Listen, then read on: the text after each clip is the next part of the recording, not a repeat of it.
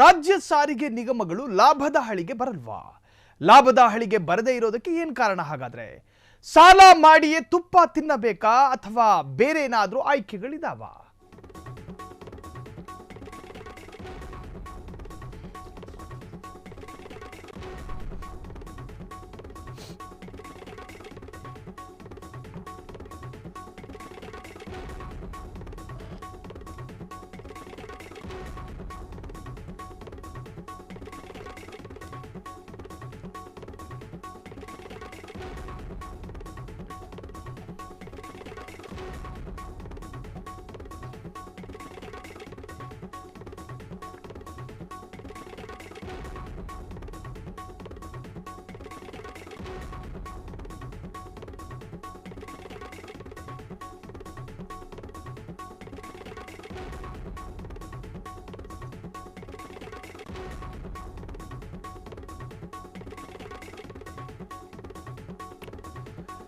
Freedom ಟಿವಿಗೆ ಸಿಕ್ಕಿರುವಂತಹ ಒಂದಷ್ಟು ಮಾಹಿತಿ ನಿಮಗೆ ಗೊತ್ತಿಲ್ಲದೆ ಇರತಕ್ಕಂತಹ ಕೆಲವೊಂದು ಸ್ಫೋಟಕ ಸಂಗತಿಗಳು.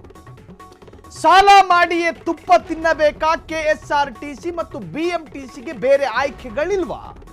ಸಾಲದಿಂದಲೇ ಮುಳುಗಿ ಬಿಡ್ತಾ ರಾಜ್ಯ ಸಾರಿಗೆ ನಿಗಮಗಳು? ಯಾಕೆ ಒಂದು ಅಪ್ರಬುದ್ಧವಾದಂತಹ ಎಡವಟ್ಟಿಗೆ ಸಿಕ್ಕಿ ಹಾಕಿಕೊಂಡಿದೆ ಈ ನಿಗಮ? ಫ್ರೀಡಮ್ ಟಿವಿಗೆ ಸಿಕ್ಕಿದೆ ಇದಕ್ಕೆ ಸಂಬಂಧಪಟ್ಟ ಸ್ಫೋಟಕ ಮಾಹಿತಿಗಳು. ಸಾಲ ಮಾಡದಿದ್ರೆ ಸರ್ಕಾರಿ ಬಸ್ಗಳು ರಸ್ತೆಗೆ ಬರೋದಿಲ್ವಾ? ಇಷ್ಟೊಂದು ಹದಗೆಟ್ಟಿ ಹೋಗಿದೆಯಾ ರಾಜ್ಯ ಸಾರಿಗೆ ನಿಗಮಗಳು? ಯಾಕೆ ಹಿಂಗಾಗಿದೆ? ಪ್ರತಿ ವರ್ಷ ಎಷ್ಟೆಷ್ಟು ಸಾಲ ಮಾಡ್ತಿದೆ ನಿಗಮಗಳು ಅನ್ನೋದು ಗೊತ್ತಾ? ಎಲ್ಲಾ ಸರ್ಕಾರಗಳ ಅವಧಿಯಲ್ಲೂ ಕೂಡ ಕೋಟಿ ಕೋಟಿ ಸಾಲಗಳಾಗಿವೆ.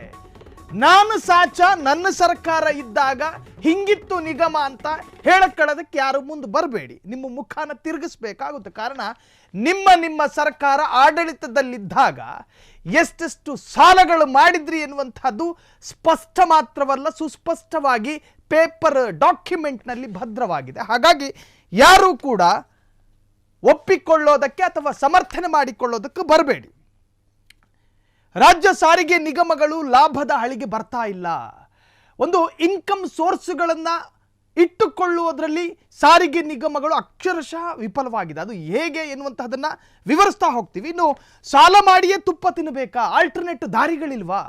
ಒಂದು ಕಡೆ ವಿರೋಧ ಪಕ್ಷದವರು ಪಂಚ ಯೋಜನೆಗಳನ್ನು ಕಾಂಗ್ರೆಸ್ ಸರ್ಕಾರ ಮಾಡಿ ಆ 5 ಗ್ಯಾರಂಟಿಯ ಹೊಂಡಕ್ಕೆ ದುಡ್ಡು ಸುರಿತಾ ಇದೆ.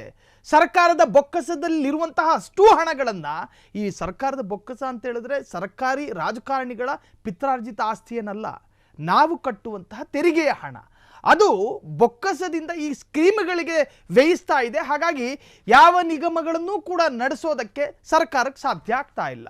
ಅದು ಉದಾಹರಣೆಗೆ ಸಾರಿಗೆ ನಿಗಮವಾಗಿರ್ಬೋದು, ಅರಣ್ಯ ಇಲಾಖೆಯ ಒಂದಷ್ಟು ಸಿಬ್ಬಂದಿಗಳನ್ನು ಅವರನ್ನು ನೋಡಿಕೊಳ್ಳುವಂತಹ ವಿಚಾರವಾಗಿರ್ಬೋದು, ಅಥವಾ ಹೀಗೆ ನಾನಾ ಇಲಾಖೆಗಳಲ್ಲಿ, ಇನ್ನು ಜಲಮಂಡಳಿ ಅಭಿವೃದ್ಧಿಯ ಕಾರ್ಯಗಳು ಯಾವ ಕ್ಷೇತ್ರದಲ್ಲೂ ಕೂಡ ಆಗ್ತಾ ಇಲ್ಲ. ಕಾರಣ ಅಲ್ಲಿ ಇನ್ಕಮ್ ಸೋರ್ಸ್ಗಳಿಲ್ಲ ಎನ್ನುವಂತಹ ಕಾರಣ. ಇನ್ನು 2006ನೇ ವರ್ಷ 496 ಕೋಟಿ ಸಾಲ ಆಗಿದೆ ಇದೇ ನಿಗಮದಲ್ಲಿ. 2007ಕ್ಕೆ ಬರೋದಾದ್ರೆ ಕೇವಲ ಒಂದು ವರ್ಷದ ಗ್ಯಾಪ್ನಲ್ಲಿ 619 ಕೋಟಿ ಸಾಲದ ಮೊತ್ತ. 2008 702 ಕೋಟಿ, 2009 775 ಕೋಟಿ. ಒಳ್ಳೆ ಈ ಸಾಕು ಹಂದಿಗಳಿಗೆ ತಿಂಗಳಿಗೊಂದೊಂದು ಬೇರೆ ಬೇರೆ ತರಹದ ಫುಡ್ಗಳನ್ನು ಕೊಡಲಾಗುತ್ತೆ. ಕಾರಣ ಅದು ಸ್ವಲ್ಪ ದಷ್ಟಪುಷ್ಟವಾಗಲಿ ಅನ್ನುವಂತಹ ಕಾರಣ. ಸರ್ಕಾರನೂ ಇದೇ ಥರ ಸಾಲಗಳನ್ನು ಬೆಳೆಸ್ತಾ ಹೋಯ್ತಾ ಅಂತ ಹೇಳಿ ವರ್ಷ ಕಳೆದಂತೆ ಸಾಲದ ಮೊತ್ತ ಏರ್ತಾನೆ ಹೋಗಿದೆ ಹೊರತಾಗಿ ಅದರಲ್ಲಿ ಯಾವುದೇ ಕುಂಠಿತ ಕಾಣಲಿಲ್ಲ. ಇನ್ನು 2008ರಲ್ಲಿ 702 ಕೋಟಿ, 2009ರಲ್ಲಿ 775 ಕೋಟಿ ಸಾಲ, 2011ರಲ್ಲಿ 1037 ಕೋಟಿ, 2013ರಲ್ಲಿ 1155 ಕೋಟಿ ಸಾಲವನ್ನು ಮಾಡ್ಕೊಂಡಿತ್ತು. ಅಂದರೆ ಇದನ್ನು ಬೆಳೆಸೋದಕ್ಕೆ, ಸಾರಿಗೆ ಸಂಪರ್ಕವನ್ನು ನಿಭಾಯಿಸೋದಕ್ಕೆ ಮತ್ತು ಇದನ್ನು ನಿರ್ವಹಣೆ ಮಾಡೋದಕ್ಕೆ ಒಂದು ಇಲಾಖೆಗೆ ಸಾಧ್ಯ ಇಲ್ಲ ಅನ್ನೋದಾದರೆ ತನ್ನ ಆಡಳಿತದ ವೈಫಲ್ಯಗಳೆಷ್ಟು, ಅದರ ತೀವ್ರತೆ ಎಷ್ಟು ಎನ್ನುವಂಥದ್ದು ಅರ್ಥ ಆಗುತ್ತೆ. ಇನ್ನು 2013ರಲ್ಲಿ 1155 ಕೋಟಿ ಸಾಲದ ಮೊತ್ತಗಳಾಗಿವೆ. 2018ರಲ್ಲಿ 1301 ಕೋಟಿ ಸಾಲದ ಮೊತ್ತಗಳಾಗಿವೆ. 2019, 2020, 2021, 2022ರ ಒಳಗಾಗಿ 1365 ಕೋಟಿ ಸಾಲದ ಮೊತ್ತ ಆಗಿರುವಂತಹದ್ದು ಈ ನಿಗಮದಲ್ಲಿ. ಏನನ್ನ ನಡೆಸ್ತೀರಿ? ನಾವು ಕೊಡುವಂತಹ ತೆರಿಗೆ ಹಣವನ್ನು ಎಲ್ಲಿಗೆ ಹಾಕ್ತಿದ್ದೀರಿ? ನಿಮ್ಮಲ್ಲಿ ಆದಾಯದ ಮೂಲಗಳಿಲ್ವಾ? ಸರ್ಕಾರಿ ಆಸ್ತಿಗಳಿರ್ತಾವೆ, BBMP ವ್ಯಾಪ್ತಿಯಲ್ಲಿ ಸರ್ಕಾರಿ ಆಸ್ತಿಗಳಿರ್ತಾವೆ, ಅದನ್ನು ಬಾಡಿಗೆಗೆ ಬಿಟ್ಟಿಡಲಾಗಿರುತ್ತೆ, ಲೀಸಿಗೂ ಕೊಡಲಾಗಿರುತ್ತೆ, ಅದರ ದುಡ್ಡು ಕೂಡ ಸರ್ಕಾರದ ಬೊಕ್ಕಸಕ್ಕೆ ಬರುವಂತಹದ್ದು. ಇನ್ನು ಸಾರಿಗೆ ನಿಗಮದಲ್ಲೂ ಕೂಡ ಒಂದಷ್ಟು ಏನು ಇನ್ಕಮ್ ಸೋರ್ಸ್ಗಳಿರ್ತಾವೆ, ಆ ದುಡ್ಡುಗಳೇ ಎಲ್ಲಿಗೆ ಹೋಗ್ತಾ ಇದೆ? ಒಟ್ಟಾರೆ ವರ್ಷ ಕಳೆದಂತೆ ರಾಜ್ಯದ ಸಾರಿಗೆ ನಿಗಮದ ಪರಿಸ್ಥಿತಿ ಹೇಗಾಗಿದೆ ಅಂತ ಹೇಳಿದ್ರೆ, ಈ ತಮಿಳು ಫೈನಾನ್ಸ್ ಮಾಡುವಂತಹ ವ್ಯಕ್ತಿಗಳು ಈ ಹಿಂದೆ ಸಾಕಷ್ಟು ಘಟನೆಗಳು ವರದಿಯಾಗಿತ್ತು. ಅವರು ಹಣವನ್ನು ಸಾಲದ ರೂಪದಲ್ಲಿ ಕೊಡ್ತಾ ಇದ್ರು ಜನರಿಗೆ. ಆ ವ್ಯಕ್ತಿ 500 ರೂಪಾಯಿ ಸಾಲ ಪಡ್ಕೊಂಡ್ರು ಕೂಡ 500 ಅಸಲನ್ನು ತೀರಿಸೋದಕ್ಕೆ 3 ವರ್ಷ ಆಗ್ತಾ ಇತ್ತಂತೆ. ಕಾರಣ ಈತ ಮತ್ತೆ ಆ ಬಡ್ಡಿಯನ್ನು ವಸೂಲಿ ಮಾಡ್ತಾ ಆ ಸಾಲದ ಮೊತ್ತವನ್ನು ಹೆಚ್ಚು ಮಾಡ್ತಾ ಇದ್ದಂತಹ ಒಂದು ಕಾಲ, ಅದು ಒಂದು ಪದ್ಧತಿ. ಅದರಂತೆಯೇ ಸಾಲದ ಮೊತ್ತಗಳು ವಿಪರೀತ ಎನ್ನುವಂತಹ ರೀತಿಯಲ್ಲಿ ಹೆಚ್ಚಾಗಿರುವಂತಹದ್ದು ವರದಿಯಾಗಿದೆ.